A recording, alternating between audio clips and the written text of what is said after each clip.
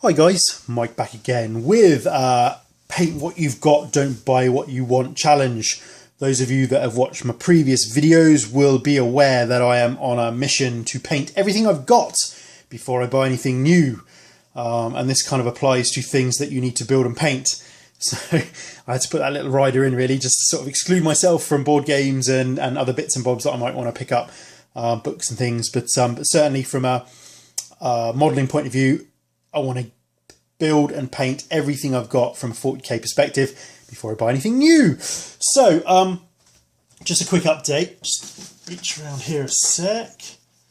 We had the list, with the original list of things, the 9 main projects, and then 2 projects at the bottom there that I needed to buy other things to complete. So we're going to do the 9 projects first. And the first project was finishing the Imperial Knight. And it's done now, so this is what the video is here for. So first up, we've got the base. Went for one of these taxidermy thick bases. It's not far off the same size as the base you get with the model itself, one of those big oval bases. It is slightly larger. So yeah, I mean, I've left the wood effect on the bottom and the sides there, and then painted it up to look like a ruined battlefield, which I'm quite pleased with. Used a load of wall filler and some modelling sand and bits of terrain bits, plasticky bits and stuff. It's the battlefield accessory bit from Games Workshop. Put some modelling razor wire on there, wrapped it all around the sort of tank trap things. So that's my base. Put some like grass and leaves and a bit of flowers growing, like, oops, and they're falling off. Anyway, so that's the base. So that's that. So, and then we've got the knight itself. So this is it. We've gone for the same sort of colour scheme as my other Titans. So we've got the Reaver and the Warhound and the Cerastus Knight. So I've gone for red, predominantly red, with black and yellow hazard striping and sort of different accents. So, I mean, that's him basically. So you can see. I'm gone for the Knight Errant version, which means he's got this, I don't know what even the weapons are called, to be fair. This is a Reaper chainsword, so it's a big old chainsword, and oh dear me, I don't even know what this weapon's called. You're going to have to excuse me for 2 seconds while I look in the book, because that's quite embarrassing.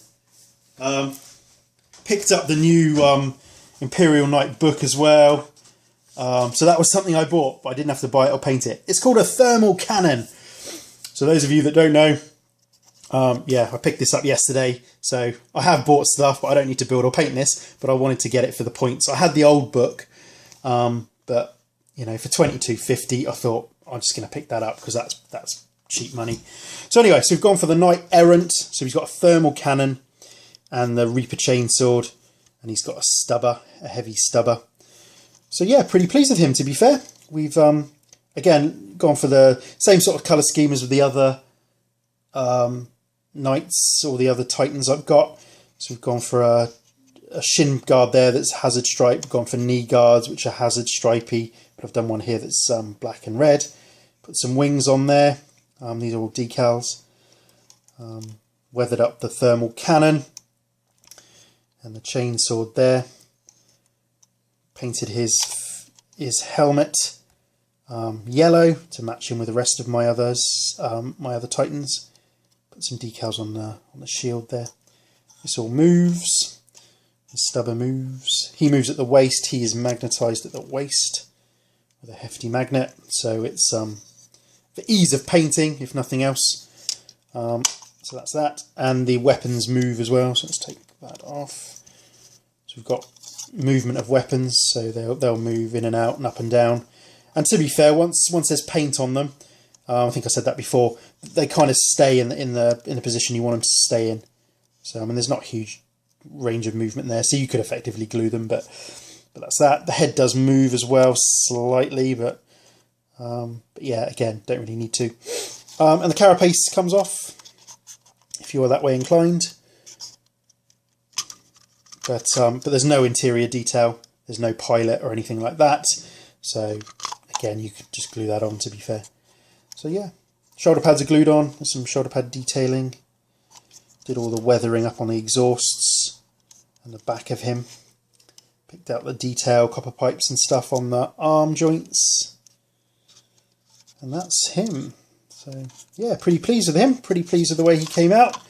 And again, it wasn't a massive task, not a massive paint job. Weathered him up a bit, put some sort of dust and soot and dirt and kind of put black into the vents and things. Yeah. So that's him. That's my Imperial Knights Errant. Yeah, Errant. So yeah, I mean, I quite enjoyed painting him, and he's actually nicer than I thought he was going to turn out. I thought it's a nicer model than I thought it was going to be. Again, I do prefer the Cerastus Knights because they're a bit more, they're taller and leaner and sort of, you know, kind of look quicker. So these look a bit more ploddy, if that's a word.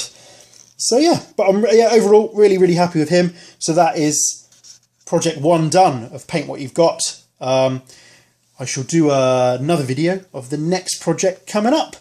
So that's it for me for now, and I'll catch you all on the next one. Cheers, guys.